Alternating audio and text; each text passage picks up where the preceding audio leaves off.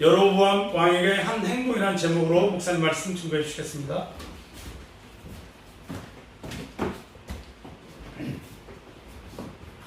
기도하시겠습니다.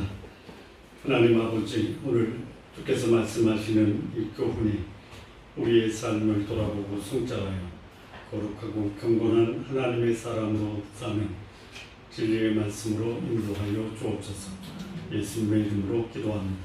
아멘.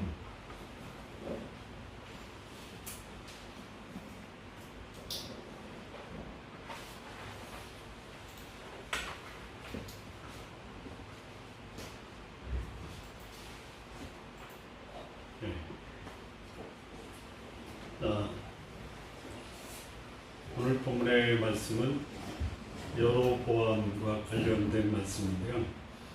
여로보암을 말씀하기 전에 여로보암이 이스라엘의 왕이 된 그 배경이 훨씬 더 중요한 역사적 사건입니다. 이스라엘의 왕은 사울로부터 시작이 됩니다. 그리고 다윗과 솔로몬을 이어서 솔로몬의 아들 르호보암이 왕위에 오르게 됩니다. 르호보암이 왕위에 올랐을 때 그가 앞으로 나라를 어떻게 통치할 것인가에 대한 자문을 경험이 많고 지혜로운 노인들에게 구하고 또 자기들과 함께 자란 젊은 신하들에게도 어떻게 나라를 통치하는 것이 좋을지 자문을 구합니다. 노인들의 자문의 내용은 아버지 솔로몬이 백성들을 고욕과 무거운 멍에로 인해서 백성들이 고생을 했으니 그런 고생을 당신 르호보암은 하지 않았으면 좋겠다. 그래서 백성들을 가볍게 해주는 그런 정책을 펴라. 그 노인들의 제안을 르호보암이 버렸다라고 합니다. 그리고 자기와 함께 자라는 젊은이들의 자문을 구하는데 젊은이들은 내 손가락보다 솔로몬이 손가락 같다면 너는 허리와 같다. 내 아버지가 채찍으로 백성들을 다스렸다면 너는 전갈 채찍으로 백성을 다스려라. 젊은이들은 르호보암에게 더 악한 통치, 강력한 통치를 하라 이렇게 자문을 합니다. 이에 르호보암이 노인들의 제안보다는 젊은이들의 제안을 따릅니다. 그래서 르호보암은 백성들을 철권 통치를 하겠다라고 백성들 앞에 선포합니다. 그때 그 자리에 함께 있었던 여로보암과 이스라엘 백성들이 우리가 다윗의 집을 따를 이유가 없다. 이새에게 우리가 따를 이유가 없다. 르호보암을 우리는 거절한다 해서 여로보암을 중심으로 10개 지파가 별도로 전 통일 왕국에서 분열되어 나갑니다. 그리고 남아있는 두 지파, 유다 지파와 베냐민 지파만 르호보암을 따르고 나머지 10개 지파는 여로보암을 따르게 됩니다. 자, 르호보암이 택한 악한 정책이 뭐냐? 이거는 비단 왕에게 뿐만이 아니고 모든 개개인의 삶에서 그의 삶이 악하다 또는 선하다 라고 할 때 두 가지 결코 변할 수 없는 원칙이 있습니다. 이거는 하나님의 백성이든 하나님의 백성이 아니든 선한 삶과 악한 삶의 중요한 두 가지 기준이 있습니다. 우리 하나님의 사람에게는 하나님 앞에서 거룩하게 사는 거고 하나님의 형상대로 지음받은 사람을 사랑하는 두 가지 삶이 선한 사람 또는 하나님의 사람들이 살아야 되는 삶의 모습. 그러면 하나님의 사람이면서도 선한 삶이 아닌 악한 삶을 사는 사람은 하나님 아닌 다른 대상과 존재를 하나님 자리에 올려놓는 것. 그거를 뭐라고 하냐면 우상 숭배라고 해요. 우상 숭배하는 사람은 그의 관심의 대상이 자기 자신입니다. 그래서 우상은 자기 자신의 삶을 정당하다라고 지지해 주기를 바래요. 그런데 그 삶은 어떤 삶이냐? 악한 삶이에요. 악한 삶에 드러나는 결정적 요소가 뭐냐? 사람을 섬김과 사랑의 대상이 아닌 자기 욕망과 이용의 대상으로 삼는 게 악한 겁니다.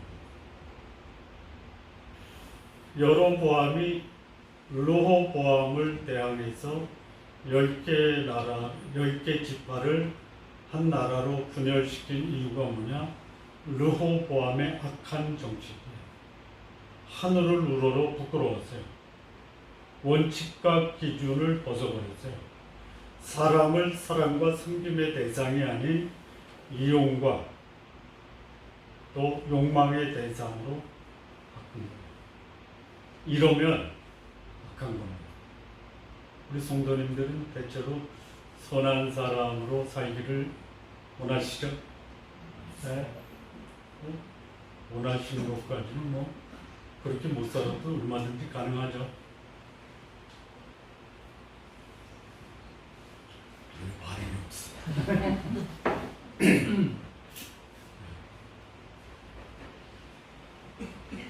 그래서 나라가 분열이 돼요. 분열이 돼요. 자, 문제는 이제 나라가 분열되면 떨어져 나간 나라는 괜찮은 나라로 떨어져 나온 그 본래 나라보다 훨씬 나아야죠. 그래야지 명분이 되는 거 아니에요. 하나님이 여로보암을 따로 떼어서 한 선지자 하이야라는 선지자를 통해서 10지파를 주겠다라고 하고 내 나라가 영원히 이어지기 위해서는 여호와의 율례와 규례와 법도를 지키라고 말씀을 하셨어요. 그러면 솔로몬에 의해서 쫓겨난 여로보암이 다시 와서 이제 10지파의 왕이 됐으니까 이제는 나는 왕으로서 유다와 같지 않고 하나님 앞에서 거룩하고 백성을 희히 여기겠다라고 하는 게 바람직한 거죠. 근데 그렇지 않다. 사람을 오염시키는 게 결정적인 것이 뭐냐면 하나님 자리에 자기가 올라가면 하나님처럼 거룩한 게 아니고 하나님을 버리고 욕망의 노예가 된다. 여로보암이 그럽니다. 그래서 여로보암이 이제 그 왕에 오른 다음에 한 게 뭐냐면 백성들이 그 이스라엘의 절기, 3대 절기가 뭐냐면 유월절, 초막절, 장막절. 그 세 절기가 이스라엘의 3대 절기예요. 유월절은 애굽에서 출애굽할 때 출애굽한 그 하나님의 구원의 손길에 감사하고 예배하는 유월절. 초막절은 그 소위 광야에서 가나안 땅에 들어와서 첫 번째 수확한 그 수확의 날을 하나님 앞에 감사하고 예배드렸던 그 절기가 초막절. 장막절은 광야 생활에 하나님의 인도하심을 기억하면서 하나님의 선하심을 감사하고 예배하는 날 장막절이에요. 6월절은 언제냐면 우리 절기로 하면 3월 초막절은 우리말로 하면 보리 농사 짓는 그때, 장막절은 7월 중에 마지막 절기가 뭐냐면 대속죄일이라고 해요. 대속죄일은 제사장이 1년에 한 번 지성소에 들어가서 이스라엘 백성의 죄를 하나님 앞에 속죄하는 이런 절기들이 있는데, 지금 여기 이제 8월 15일에 여로보암이 그 명절을 바꿔버려요. 그러니까 7월 15일에 드려야 되는 제사를 8월 15일로. 이게 이제 여로보암이 취한 정책의 첫 번째. 두 번째는 뭐냐면 레위 지파를 제사장으로 세워야 되는데 레위 지파가 아닌 다른 지파도 제사장으로 세워요. 더군다나 왕의 직무를 받은 여로보암이 오늘 본문에 보면 보라 그때에 여로보암이 베델에 있는 제단에서 분향한지라 그래서 왕이 제사장 역할까지도 감당합니다. 또 하나는 뭐냐면 백성들이 예루살렘에 와서 명절에 제사와 예배를 드리는데 예루살렘에 가면 북쪽에 있는 10지파들이 나중에는 야 우리가 예배 드리러 예루살렘에 가야 되는데 예루살렘으로 가면 그들의 마음이 바뀌어서 북쪽에서 예배하지 않는 나라에 소속되는 것보다 하나님께 예배드리는 유다로 돌아가자 라는 그런 정치적 위협을 받을 수 있으니까 이스라엘과 유다의 경계선을 피고 못 내려가게 하는 거예요. 못 내려가게 할 뿐 아니라 예루살렘 성전이 아닌 베델과 북쪽의 단이라는 지역에 제단을 만들어요. 제단 만들면서 거기에 하나님을 대신하는 우상을 만들어요. 그 우상이 뭐냐면 금송아지. 여러분 금송아지가 우상입니까? 금송아지는 그냥 금송아지예요. 우리가 지금까지 그 열왕기상을 공부하면서 예루살렘 솔로몬 성전에 놋바다를 받치고 있는 짐승이 뭐였죠? 소였죠. 그때의 소는 성실과 정직과 부지런함을 상징하는 꿋하게 말없이 묵묵히 섬기는 소를 상징하는 거예요. 그러니까 소 자체는 문제가 없어요. 문제는 소에다가 사람들이 임의적으로 의미를 부여한 거예요. 호렙산 밑에서 요셉이 아니죠. 모세가 하나님의 율법을 받으러 호렙산에 올라갈 때 밑에서 아론을 비롯해서 수많은 이스라엘 백성들이 금송아지를 만들고 뭐라고 의미를 부여했냐면 이 금송아지는 너희를 애굽에서 인도하신 여호와다라고 의미를 부여해요. 그러면 그 앞에서 거룩해져야 되는데 음란하고 더럽고 어두운 행위를 했다라는 거예요. 그래서 모세가 그 율법 10계명 돌비를 던져버려요. 여기 여로보암이 한 것이 뭐냐? 예루살렘에 못 가게 하고 예루살렘에 있는 하나님의 전, 하나님의 성전에 하나님의 형상이 있습니까? 없어요. 근데 사람들의 약점 중에 하나가 뭐냐면 보여야 돼요. 여러분 교회에 오면 엄숙해집니까? 사찰에 가서 부처님 상을 보면 엄숙해집니까? 몰라요? 아니 교회 와서도 엄숙하지 않는데 사찰에 가서 엄숙해야 될 이유가 없다. 그냥 덤덤하다. 그렇습니까? 예? 그 사찰의 정문에 4대 천왕을 보고 움찔거리지 않아요? 예? 우습게 보여요?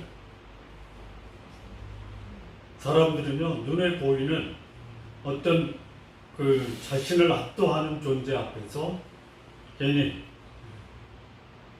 고개가 숙여내주고 엄숙해지려고 하는 그런 마음이 있다. 그래서 여로보암이 베델은 저기요. 그러니까 에브라임 지파의 그 지형 안에 있는 그 에브라임 지파가 유다 지파와 경계선에 있는 그 땅을 부여받은 집. 단이라는 것은 맨 꼭대기예요. 그래서 북쪽과 남쪽에 여로보암이 이게 우리를 인도하신 여호와다라고 우상을 합니다. 자, 우리 성도님들에게 한번 좀 생각할 기회를 드리겠는데요. 하나님이 주신 축복을 하나님보다 더 기시 여길 수 있는 가능성이 있습니까? 없습니까? 자, 하나님이 우리에게 물질적 복을 주셨어요. 그러면 물질적 축복을 누리는데 신경을 씁니까? 축복을 주신 하나님과 교제합니까? 둘 다. 둘 다 하셔야 돼요. 축복을 누리는 게 잘못이 아닌데요. 하나님의 백성이 축복을 주신 하나님보다 하나님이신 축복을 더 소중히 여기면 그게 뭐다? 우상이에요. 제가 3주 전인가요? 지난주 2주 전부터 말씀드린 거 기억나시죠? 미국 목사님 1000명을 대상으로 외국 교인들이 추구하는 우상이 뭐냐 할 때 뭐 미국 교인들만 그러는 게 아니라 우리 한국 교인도 얼마든지 그럴 수 있다라는 거예요. 뭐냐면 하나님이 부유하게 하세요. 그랬더니 부유함이 하나님보다 더 소중한 거예요.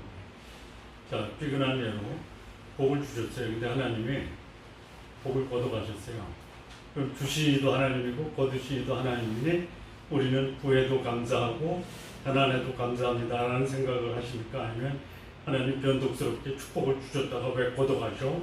이제부터는 하나님 나 안 따를 거야. 이렇게 생각하십니까? 아니, 우리는 아니어도 다른 분들. 어때요? 그러면 그거는 하나님이 주신 그 재물이 뭐냐? 우상이에요. 또 하나님 우리 집안 좀 부순하게 좀 행복하게 좀 살게 좀 안전하게 하시고 안락하게 하시고 하나님 주시잖아요. 하나님이 뭐 달랬는데 안 주세요? 주셨어요. 그랬더니 주신 거는 챙기는데 하나님은 배제시키는 거예요. 이게 뭐 하나님 안 믿는 사람들만 그렇습니까? 하나님 믿는 사람도 그럴 수 있습니까? 글쎄요. 이게 소위 신앙인의 불신앙의 모습이에요.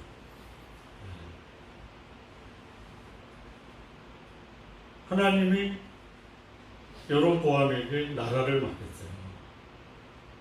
그랬더니 나라를 맡긴 하나님보다 하나님이 맡겨준 나라가 더 소중해요. 그러다 보니까 나라를 지켜야 되잖아요. 나라를 지키려면 어떻게 해야 돼요? 요즘 우리 정치인들이 가뜩이나 신경 쓰는 게 뭐예요?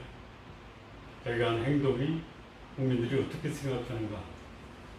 그래서 뭐 여론기관에서 조사해서 발표하죠. 굉장히 예민하죠. 뭐 그때만 요즘만 그렇습니까? 그때도 그렇습니까? 그때도 그래요. 그러니까 이 여로보암 왕이 민심을 얻기 위해서 만약에 백성들을 예루살렘으로 보내면 예루살렘에 가서 자기한테 민심이 돌아갈 거 아니에요. 그거 맞는 거예요. 하나님을 믿어야 되잖아요. 섬겨야 되잖아요. 그래서 하나님 대용품을 만들어 놓은 거예요. 그게 베델과 단의 금송아지. 이게 여로보암이에요. 자, 그러면 하나님이 여로보암을 어떻게 하시겠어요? 어떻게 하시겠어요? 하나님이 세운 왕이 하나님의 뜻과는 상관없이 살 때 하나님이 그냥 알아서 해 라고 방치하고 외면하고 배제시켜요. 간섭하세요. 여러분, 하나님의 간섭이 은혜스럽고 사랑스럽고 자비로운 간섭이 되시기를 바랍니다. 하나님의 간섭과 또 하나님의 손길이 여러분에게 고통과 아픔과 슬픔이 되는 간섭이 안 되도록 하십시오. 여기 여로보암에게 하나님이 간섭하시는데 그 간섭의 내용이 여로보암에게는 고통스러운 거예요. 그런 간섭이 되지 말죠. 왜? 하나님이 여로보암에게 간섭한 간섭이 여로보암에게 왜 고통스러운 간섭이 됐었을까요? 이유가 뭐예요? 첫째는 우상숭배, 둘째는 왕의 직무가 백성의 안위와 원형과 자유와 복지를 해야 되는데 백성들을 자신의 욕망의 수단으로 활용했다. 뭐 르호보암이나 여로보암이나 똑같은 거예요. 그래서 하나님이 여로보암에게 하나님의 사람을 보냅니다. 유대에 사는 하나님의 사람을 그때에 베델에서 분양하고 있는 여로보암에게 보냅니다. 자, 여기 분양했다라고 하는데요. 이 분양이 여러 가지예요. 첫째는 향을 피우는 것도 분양이에요. 예루살렘 솔로몬 성전에 분향단이 있어요. 그 향을 피우는 거예요. 또 여기는 제단에서 분향했다라고 그래요. 그러면 제단에서 연기가 나게 하는 게 분향인데 두 가지 방법이 있어요. 소위 재물을 태우는 거예요. 짐승을 태우는 거예요. 거기까지 괜찮아요. 그런데 우리가 오늘 본문에서 하나님의 사람이 여로보암에게 예언을 하죠. 다윗에게서 난 아들 요시아라는 사람이 산당 제사장을 제단 위에서 제물로 바치고 사람들의 뼈를 뭐라 그랬죠? 가루를 내서 불사르리라 라고 말씀했잖아요. 이게 뭐예요? 그 후 300년 후에 남쪽의 요시아 왕이 종교 개혁을 할 때 어디까지 하냐면 북쪽의 베델까지도 가서 그쪽에 우상들을 제거하고 산당을 제거하고 제사장을 죽이고 그리고 그때에 또 하나 우상이 이스라엘에게 더 있었어요. 그게 뭐냐면 바알과 아세라상이에요. 그걸 싹 회파해 버리는 거예요.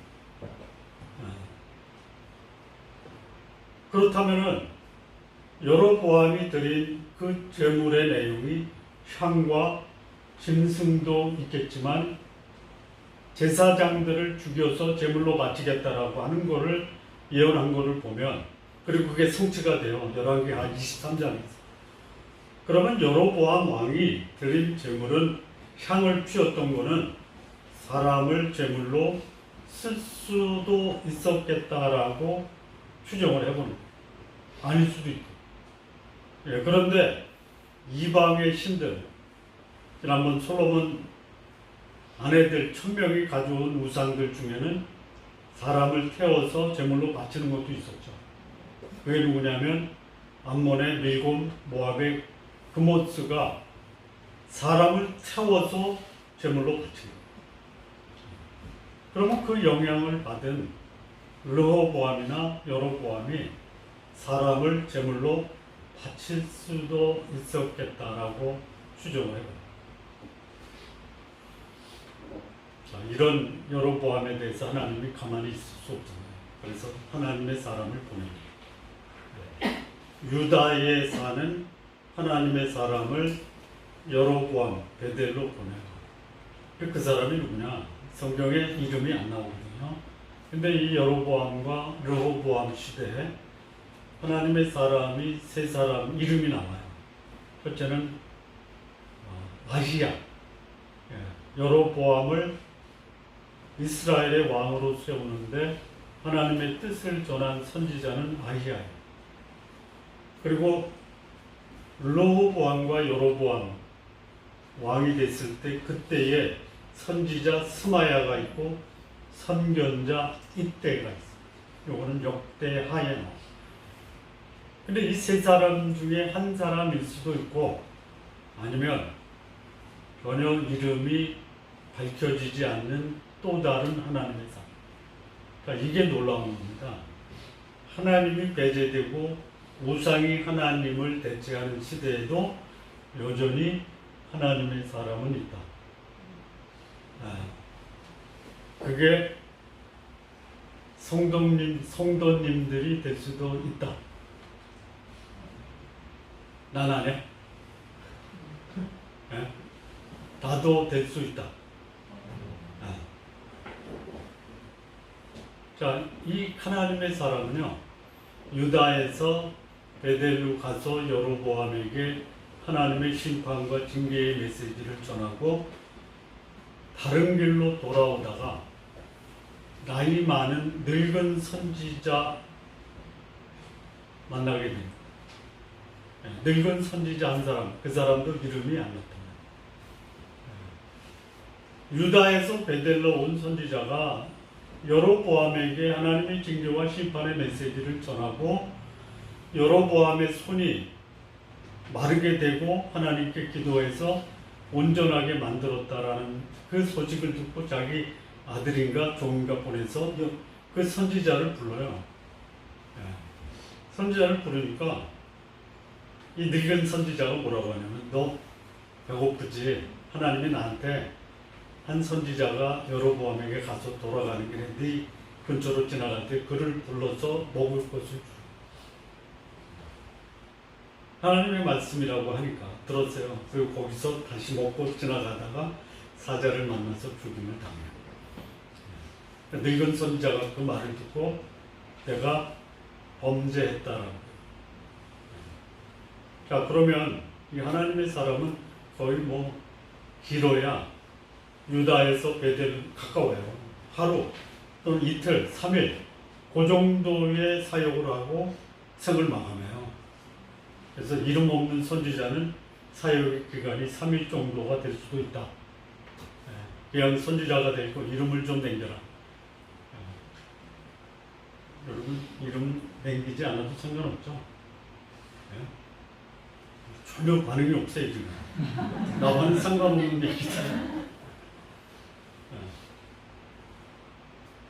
자, 이 선지자가 한 일이 뭐냐? 이게 이제 오늘 하루를 살아도 늙은 선지자의 게임에 빠져서 생을 짤막하게 산다 하더라도 하나님의 사람으로서 오늘의 삶을 살자라는 교훈을 본문에서 받아요. 세 가지인데요. 첫째는 뭐냐? 하나님의 사람은 강력한 권력과 재물을 가진 하나님 뜻에 합당한 삶을 살지 않는 지도자에게 목숨을 걸고서라도 그를 향한 하나님의 심판과 징계의 메시지를 전할 수 있어야 된다.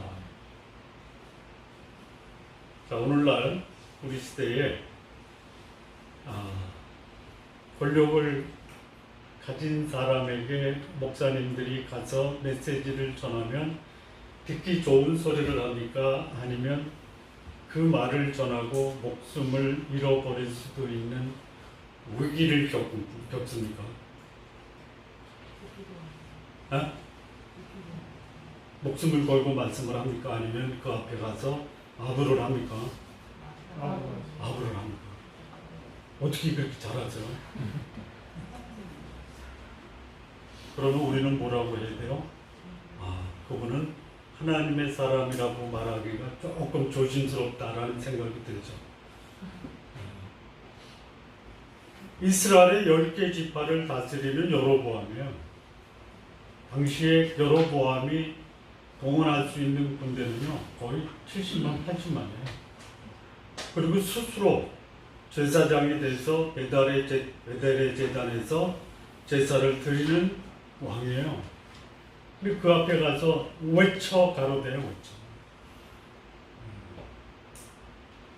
뭐라고 외쳤죠?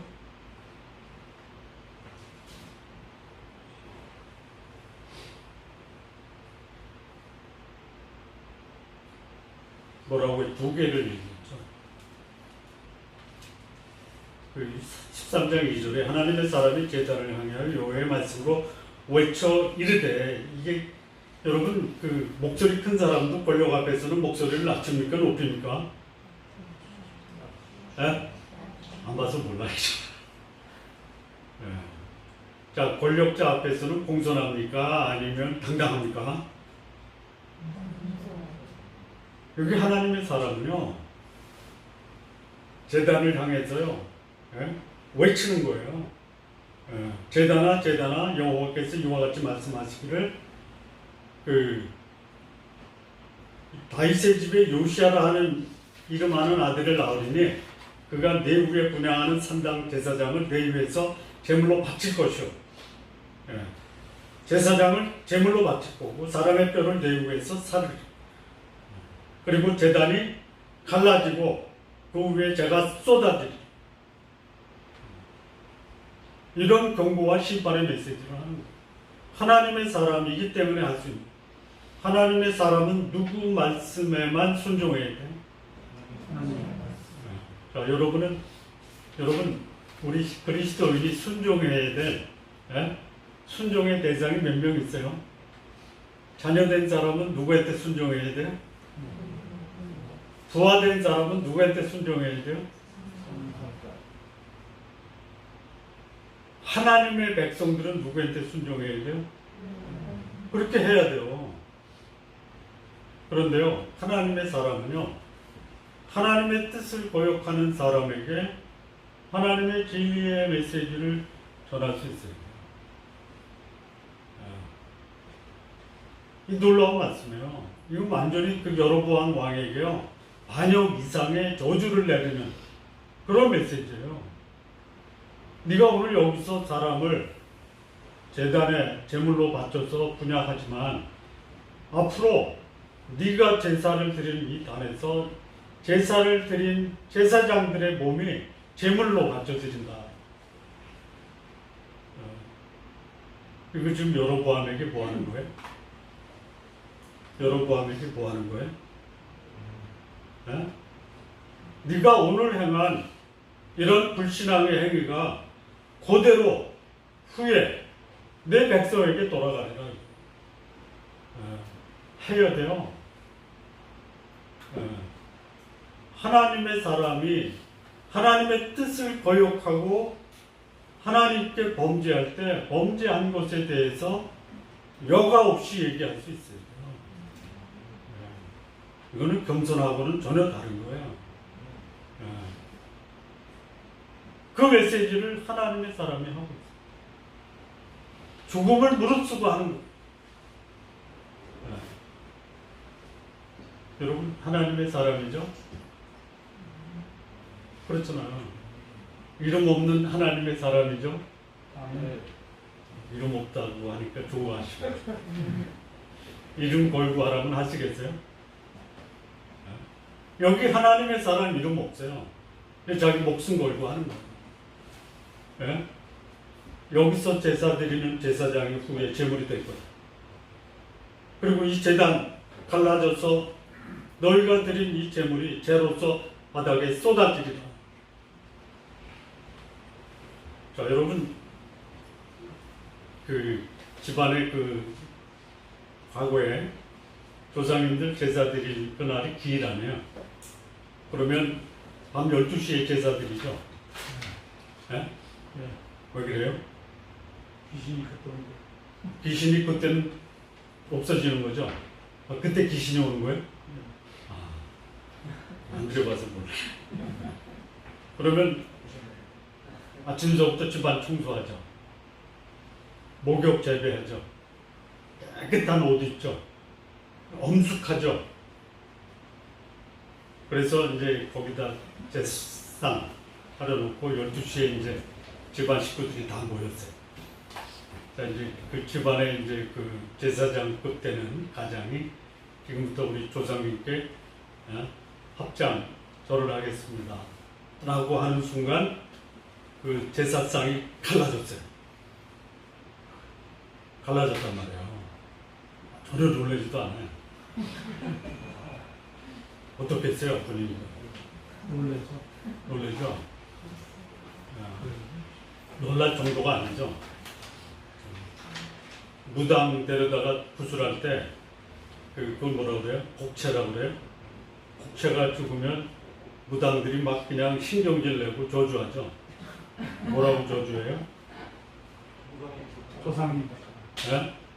정성이 부족해서 뭐가 상해? 정성이 부족해서 시루떡이 상했구나 그랬잖아요. 시루떡. 돈 더 내라. 지금 하나님의 사람이 여로보암에게 당신 드리는 이 제단 갈라지고 거기서 태웠던 재물들이 제가 돼서 쏟아질 거야. 이런 저주의 말을 하는 게 어딨어. 근데 그럴 수도 있어야 된다. 자, 조금 더 확대해 볼까요?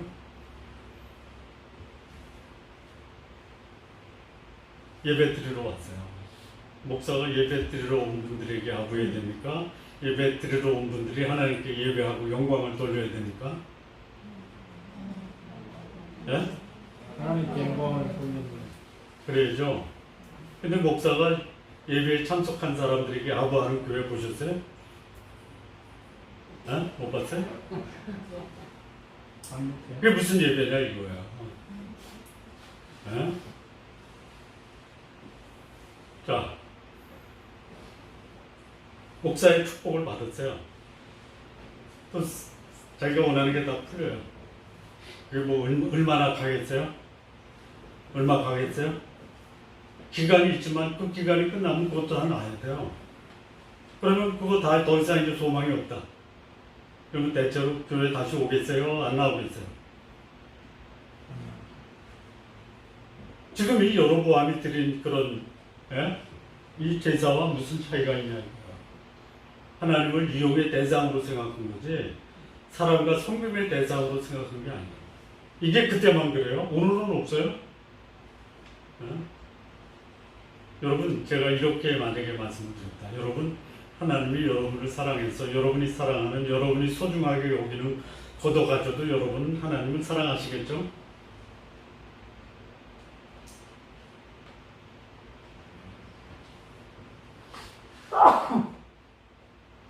하나님이 여러분께 주신 재물을 하나님이 너는 안 돼 해서 질투하는 마음으로 뺏어가시겠어요? 안 뺏어가세요. 뺏기는 건 누구 때문에 뺏기는 거예요?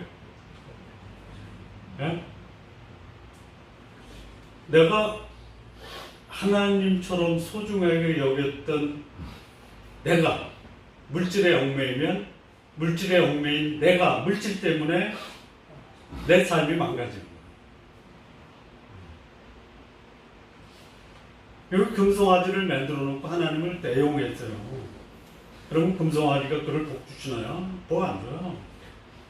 복을 줄 거라고 기대를 해도 복은 안 줘요. 그러니까 그런 통치자를 향해서 하나님의 심판의 메시지를 전할 수 있는 게 하나님의 사람이다. 저는 이 말씀을 듣고 나도 여기 하나님의 사람처럼 하루를 살아도 일주일 살아도 이렇게 살아야 되겠다라고 생각을 하는데 어떻게 생각하십니까? 미국의 교회에서는요 목사의 말이 감동이 되면 어떻게 하는지 아세요? 어떻게 해요? 박수 치죠? 저한테 박수 치지 마세요. 저는 박수 받을 만한 자격도 없고 박수를 치라고 말씀을 드리고 싶지도 않아요. 자, 두 번째요. 하나님의 사람이 한 게 뭐냐? 이 여로보암이 손을 내밀어서 저놈 잡아라 그래요. 저놈 잡아라. 하나님의 사람을 잡으라 그래요. 그랬더니 손을 펼친 그 손이 말라버려요. 굳어버려요. 이게 하나님의 징계거든요. 그랬더니 그때 가서 이 여로보암이 기겁을 한 거예요. 내 손 굳어버렸다. 그러면 본인이 회개해야 돼요? 아니면 자기에게 도움을 줄 수 있는 기도하는 사람을 찾아야 돼요? 본인이 기도해야 돼요? 사람을 찾아야 돼요? 본인이 기도해야죠. 내가 죽겠는데 내가 기도해야지. 예? 기도하는 사람을 데려다가 올 때까지 기다려요? 여로보암이 그랬단 말이에요. 잘못된 거죠. 여기 이제 여로보암이 하나님의 사람을 간청해서 청해요. 내 하나님께 기도해서 내 손 좀 온전하게 하도록 기도해달라고 해요. 여로보암의 하나님 아니에요? 하나님이 여로보암을 택해서 10지파의 임금으로 세웠다면 그가 잠시 하나님을 외면하고 우상을 섬길 수도 있어요. 우상이 다른 게 아니잖아. 나 좀 편안하게 살고 싶다. 안전하게 살고 싶다. 부유하게 살고 싶다라는 것이 하나님보다 더 귀하면 그게 우상 아니에요. 여러분 여기 하나님이 있고 여기 부유함이 있어요. 뭘 선택하시겠어요? 예? 하나님. 예. 가난해도 하나님, 불안해도 하나님, 불편해도 하나님을 택할 수 있는 게 하나님의 사람 아니에요? 하나님의 사람이라고 하면서 불편하고 불안하고 가난하면 하나님 버리고 편안하고 안전하고 부유한 것을 주는 쪽으로 찾아간다. 이게 누구냐? 여로보암이에요. 그러면 자기 손이 하나님의 심판을 받아서 이게 굳어버렸으면 아이고 하나님 잘못했습니다라고 회개해야겠다. 회개 안 하잖아요. 나 이거 굳은 팔만 좀 피면 되는 거예요.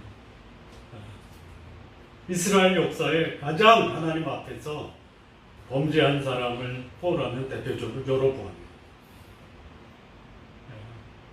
수많은 이스라엘의 임금들이 여로보암의 길로 행하여 여호와께 악을 행했다. 자기 몸이 굳어지니까 아이고 하나님 하는 거거든요. 지가 불러야지 왜 다른 사람을 통해서 불러. 근데 하나님 어떤 분이에요?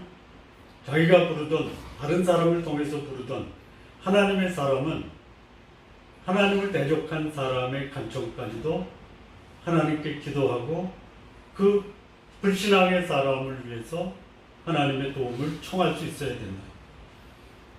넌 안 돼. 그런 하나님의 사람이라고 하는 사람들이 있어요. 자기한테 잘한 사람은 그야말로 죄를 짓고 부정하게 살아도 너 괜찮아 하고 자기한테 이 여기 하나님의 사람처럼 바른 소리 하면 너 마귀의 자식이야 라고 하는 사람이 있다고. 그런데 그 소위 부정을 저지르고 불법을 저지르는 사람이 하나님의 심판을 받아서 몸이 굳어졌어요. 근데 하나님의 사람에게 자기가 저주했던 사람에게 도움을 청해. 그럼 어떻게 해야 돼요? 어떻게 해야 돼? 그 사람이 했던 것처럼 나도 똑같이 해요? 안 돼. 굳은 채로 살아 이렇게 해야 돼요? 여기 하나님의 사람이 어떻게 했어요? 이게 하나님이 우리에게 주시는 교훈이에요.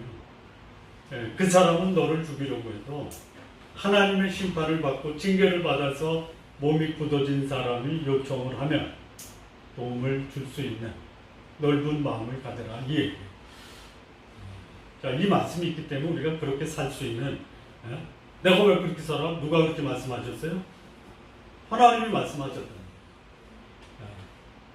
너에게 악을 행하고 하나님께 악을 행한 사람조차도 도움의 손길을 구하면 거절하지 말아라. 성도님들 그렇게 사시기가 힘드시다면 사시려고 노력을 하십시오.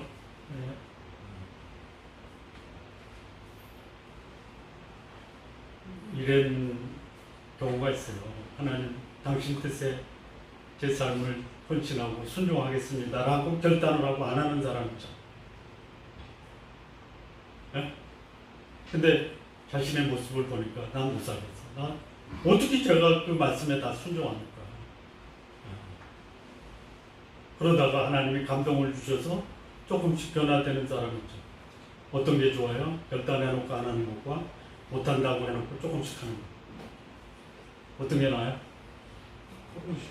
조금씩 하세요. 아니, 당신 결단해놓고 왜 안 해? 그렇게 몰아붙이는 것보다 당신 참 어려운데 조금씩 변화된 모습이 너무 고마워. 이렇게 하면은 더 변하겠죠.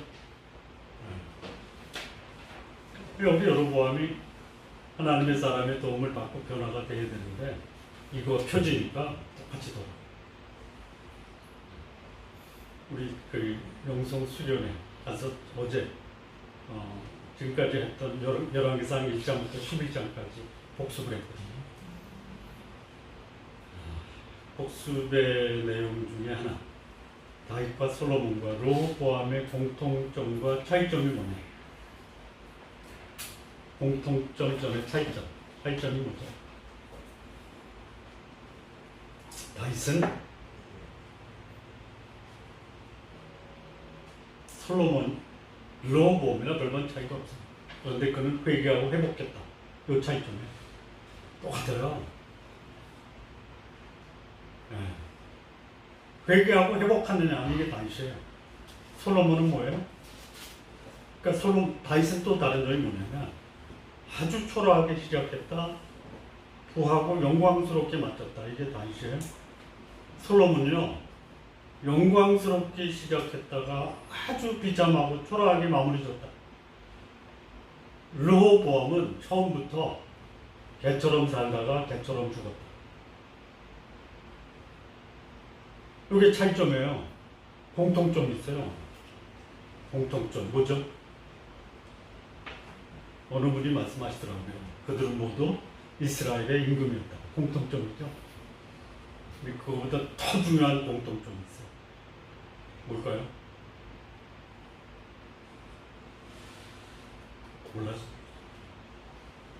그들을 통해서 이 땅에 메시아가 오는 메시아 출생의 통로가 되었다. 어떻게 저런 사람을 쓰시느냐? 이게 누가 쓰세요? 하나님이 쓰시겠다라고 하는데 여러분들이 거기에 의의를 제시할 수는 있죠. 뒤집어서 얘기하면요, 그런 사람을 쓰셨다면 나 같은 사람도 쓰시겠죠. 이런 감동이 있어요. 교훈이. 자, 세 번째는요, 이 하나님의 사람이 한 일에 대해서 세 번째는 뭐냐면, 여기 여로보암이 자기가 낳잖아요. 그래서 우리 집에 가자 그래요. 우리 집이 어디예요? 왕궁이죠. 예물을 주겠다 이렇게요. 그랬더니 하나님의 사람이 뭐라냐면, 왕의 집에 절반을 준다 해도 나는 거잖아. 왕궁에 들어가지도 않는다. 그것뿐만이 아니라 먹지도 않고 마시지도 않는다. 이게 하나님의 말씀이에요. 하나님께서 내게 명령하여 이르시기를 떡도 먹지 말고 물도 마시지 말라. 왔던 길로 되돌아가지도 말고 다른 길로 가라. 그렇게 했어요. 순종을 했어요. 자, 하나님의 사람은 누구 말에 순종해야 돼요?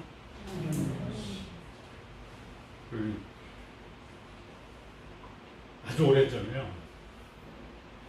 어느 새로 오신 분이 집에 신방을 좀 왔으면 좋겠다 해서 제가 갔어요. 갔던 어떤 분이 그 집에다가 전화해서 목사님이 신방 가면 신방하고 가시는 길에 봉투 하나 준비해서 목사님께 드리라고 그랬대요. 그 얘기 저한테 하는 거예요. 목사 알고나게 이쪽에 내가 어이가 없잖아요. 그런 얘기 하시지도 마시고요. 다시 전화해서 우리 목사님 봉투 준비하면 안 간다고 그렇디다 라고 얘기하죠. 이 하나님의 사람의 모습이에요. 요즘은 조금 바뀔지도 몰라요. 제가 달라지는 않아도 주면 주지 마세요.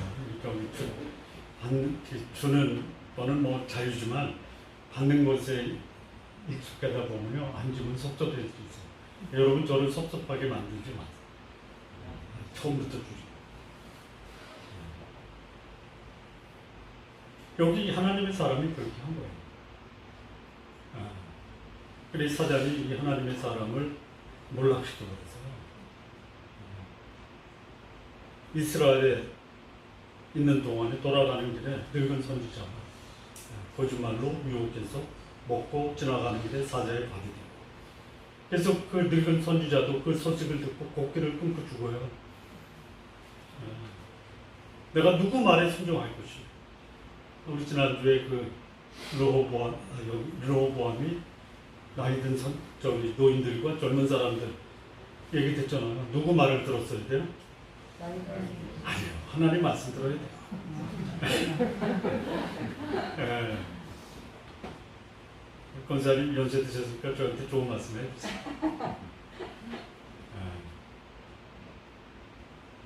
예. 여기 이 하나님의 사람이 나이 많은 선지자의 말을 듣고 죽어요. 누구 말을 들었어야 돼요? 하나님 말씀 들었어요. 자, 정리하겠습니다. 하나님의 사람이라면요, 그 대상이 누구든 그가 잘못하고 하나님 앞에 범죄할 때 하나님의 심판과 징계의 메시지를 목숨을 걸고서라도 전할 수 있습니다. 하나님의 심판을 받은 통치자라도 하나님의 사람에게 도움을 청하면 하나님의 사람은 거절하지 말아요. 그리고 어떤 경우도 자신의 욕망, 이기심, 이거 내려놓을 수 있어요. 이게 하나님의 사람의 모습이에요. 오늘 이 시대를 사는 하나님의 사람도 동일한 삶을 살아야 된다라고 저는 믿습니다. 예.